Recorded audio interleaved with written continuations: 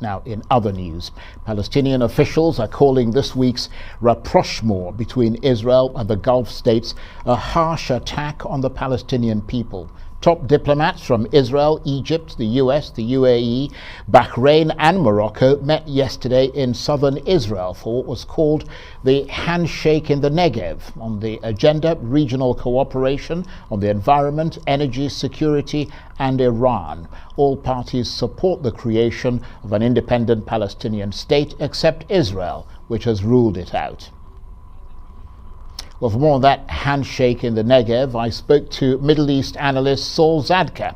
I started by asking him how unusual it is for Israel to be hosting such a gathering within its borders. It is another small piece of history, almost the natural continuation of the so-called Abraham Accords that have been signed during the time when President Trump was in charge. And it was rich on symbolic. However, it was not so strong on substance, simply because this summit exposed divisions between Israel and its Arab guests. And what might those divisions be? Sorry? You mentioned the exposure of divisions within the group, in the meeting. What divisions were those? Yeah, Israel tried to portray the summit as an anti-Iran gathering.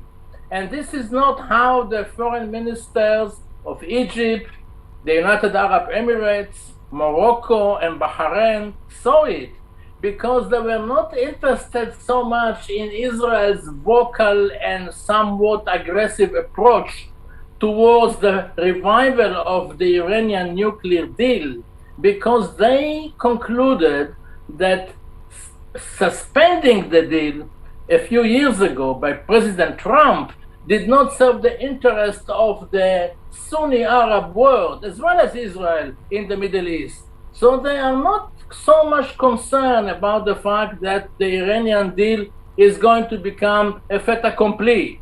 On the contrary, they think that not having an agreement at all is not good. And many of them came to the negotiation table in the Negev desert with different approaches. Some people did not even mention Iran. For example, the foreign minister of Egypt was interested more in applying pressure on the United States to sell wheat to Egypt, simply because Egypt imported most of its wheat from Ukraine and Russia, and the country is facing an imminent shortage of food. On the other hand, the foreign minister of the United Arab Emirates rebuked the American foreign minister, Antony Blinken, for the softly approach that Washington takes towards the Houthi rebels in Yemen, who are shelling targets in the Emirates repeatedly. Right. So the negotiation did not take place. On the contrary, it exposed division and different kind of priorities between the protagonists. And Dr. Zadka, you mentioned the US there, the American Secretary of State Antony Blinken attending those meetings against the background of Ukraine. The US apparently really keen to see more support from its allies in the Middle East when it comes to isolating Russia, something they've held back from doing so far for their own national interests. Briefly. Yeah, absolutely. The Arab world takes a very careful approach, not to be seen too much as taking sides, although they all condemn the invasion of Ukraine.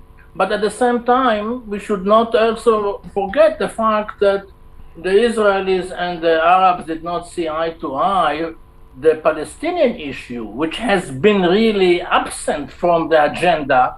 But foreign ministers, Blinken himself as well, and the Egyptian foreign minister mentioned the fact that the peace and the integration in the Middle East could not go ahead without resolving the Israeli-Palestinian dispute. Right.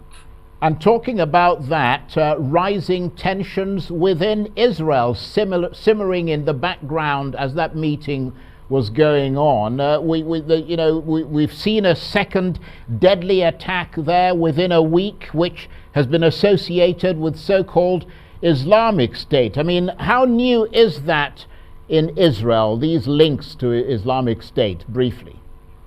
The Israelis are playing down the possibility that ISIS has some cells within the Israeli Arab population.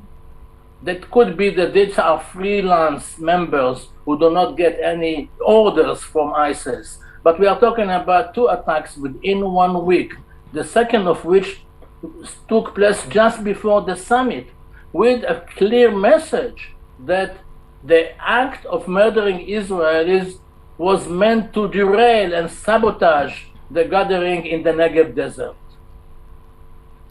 Okay, Dr. Saul Zadka, thank you very much indeed. And Dr. Zadka is a Europe and Middle East analyst, and he was talking to me there about developments in Israel.